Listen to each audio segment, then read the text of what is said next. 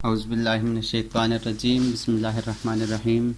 तमाम दोस्तों को अपने चैनल पर एक बार फिर खुशामदीद कहता हूँ।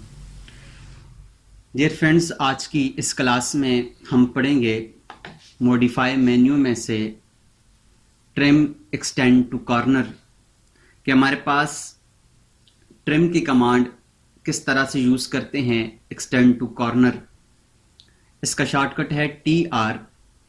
तो उसके लिए मैं क्या करता हूँ, यहाँ से ट्रिम एक्सटेंड टू कॉर्नर को लेता हूँ और ट्रिम एक्सटेंड टू कॉर्नर लेने के बाद मैं चाहता हूँ कि ये वाली लाइन इस लाइन के साथ जुड़ जाए और ऊपर वाला हिस्सा ट्रिम हो जाए।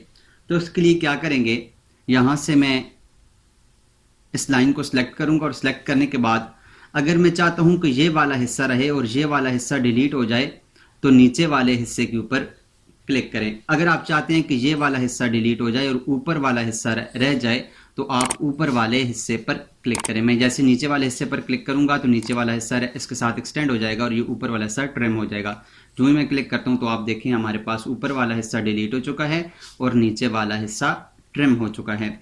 मैं दोबारा से Ctrl+Z करता हूँ। अगर मैं चाहता हूँ हमारे पास ये लाइन को सिलेक्ट करें और इस लाइन को सिलेक्ट करें तो देखें हमारे पास इस तरह से भी नीचे वाला हिस्सा रह जाता है और ऊपर वाला हिस्सा ट्रिम हो जाता है। मैं दोबारा से क्लिक करता हूं। अब मैं चाहता हूं कि ऊपर वाला हिस्सा रह जाए और नीचे वाला हिस्सा ट्रिम हो जाए। तो उसके लिए क्या करेंगे, यहां से ट्रिम एक्सटेंड टू कॉर्नर के ऊपर क्लिक करें, इस लाइन के ऊपर क्लिक करें। ऊपर वाला हिस्सा आप चाहते हैं रह जाए तो आप ऊपर वाले हिस्से के ऊपर क्लिक करेंगे तो ऊपर वाला हिस्सा रह जाएगा और नीचे वाला हिस्सा ट्रिम हो जाएगा। इसके अलावा अगर मिसाल के तौर पर हमारे पास एक ये लाइन है, ये लाइन इस तरह से एक्सटेंड हुई है, मैं चाहता हूं कि हमारे पास ये वाला कॉर्नर रह जाए और ऊपर वाले दोनों लाइंस डिलीट हो जाएं। तो क्या करेंगे, यहाँ से हम एक्सटेंड टू कॉर्नर लेंगे, ट्रिम एक्सटेंड टू कॉर्नर, इस लाइन को सिलेक्ट करेंगे और फिर इस लाइन को सिलेक्ट करेंगे तो ये दोनों कॉर्नर आपस में मिल जाएंगे और ऊपर वाले दोनों डिलीट हो जाएंगे। अगर मैं चाहता हूं कि ये दो रह जाएं और ये दो डिलीट हो जाएं तो क्या करेंगे, यहाँ से ट्रिम एक्सटेंड टू कॉर्नर के ऊपर क्लिक करें, इस लाइन को सिलेक्ट करें और इस लाइन को सिलेक्ट करें तो ये दोनों डिलीट हो जाएंगे और ये वाला हिस्सा रह जाएगा। तो इस तरह से हम ट्रिम एक्सटेंड टू कॉर्नर को यूज़ कर सकते हैं।